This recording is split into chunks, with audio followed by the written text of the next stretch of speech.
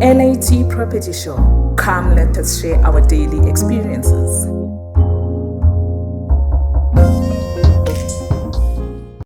Good day, viewers. Welcome to LAT Property Show. Today, we continue with the subject of property inheritance. I promise to come back with real life scenarios where we touch on the actual happenings or situation that are people facing in regards to property inheritance. I also propose that we should get a legal advisor whom we might invite on the show. When time allows, they can come and share with us what steps what does one need to know in regards to property inheritance. So today I'm gonna read a scenario for you that came across that says, I'm seeking advice on a sensitive matter. My brother and I recently inherited our family home, which is jointly owned by both of us. While he wishes to remain in the house, I would like to sell my share to use the funds towards purchasing my own property. However, my brother is unable to buy me out. I'm unsure about the best course of action to release my share of the inheritance. Can someone offer guidance on how to navigate through the situation? So I'm going to go through some comments that came in. Um, and you're also welcome to share your advices on this. So somebody said, the answer here, someone is going to have to sit down to talk to your brother. He cannot afford the house he's living in, and he cannot insist on his living arrangements being subsidized by you. The best solution is to negotiate something you can both be happy with. And the worst solutions are you can sell your half share of the house, which is going to make neither of you happy. And even if you manage to find a buyer or to obtain a court order compelling him to sign again, not a happy solution, even apart from the costs involved. This is a classic example of why it is a bad idea to leave a single property to multiple offspring. That's another very touching subject. Um, how do you navigate through owning one property and you've got 3 kids, 4 kids, 5 kids, and 6 kids? Are we not living a war that will never end amongst our kids? We also cannot really afford to buy the 6 houses for the 6 offsprings. So what is it? Please write a will. Please be specific on the needs that needs to happen when you pass on, so that your kids don't kill each other. I know that a house or a home is seen as pretty sacred, but I cannot imagine how parents can believe that once their children grow up, they want to continue to share a home accompanied, no doubt, by the spouses and children of their children. So that's why it gets tricky. You've got these 3 kids that you have, a mixed genders, boys and girls. It's a family home. They come, they go, they get married, things don't go well, they want to come back home. Things are actually not going well, they lose their job, they want to come back home. So you're having your mamakotis, your aunties and uncles living together in one house. The fight, it just never ends. Somebody says, is he not able to pay a proportional rental to you as an income that you can use towards your income for a bond? So you can continue to own your share of the house and he pays it to you in the form of a reduced rental for the property when he sells.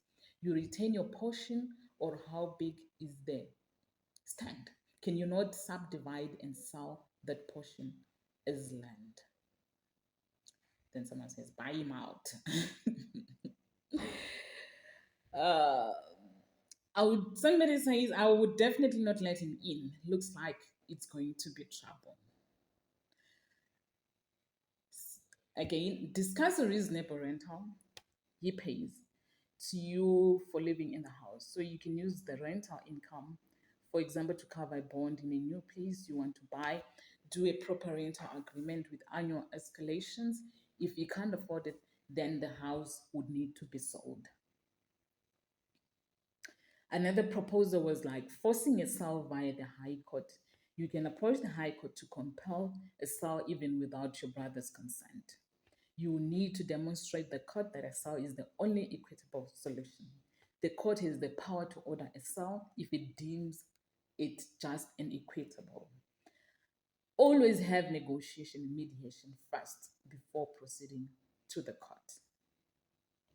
Someone says, not a legal answer to the question, but this is the exact reason why we have stated in our wills that all assets, including vehicles, houses, and furniture, is to be sold and funds split between the children. If under 24, their funds will go to a trust. If one of the children wishes to purchase the house, they can do so only with the permission from their siblings.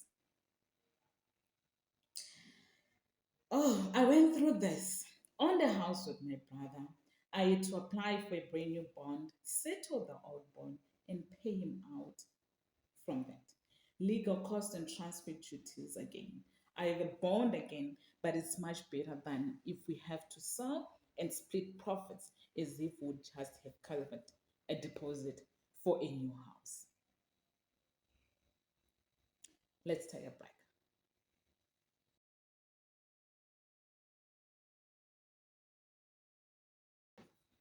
Welcome back.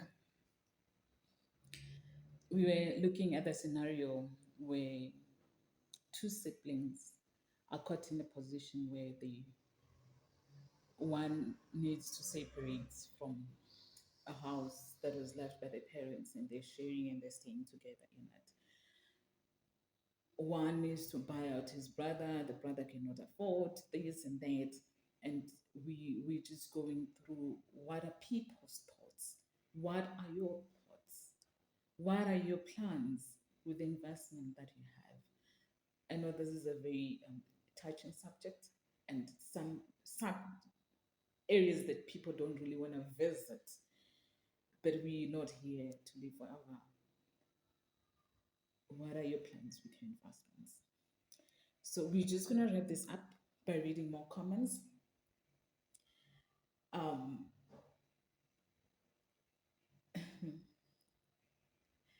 whatever you do, don't let him move in.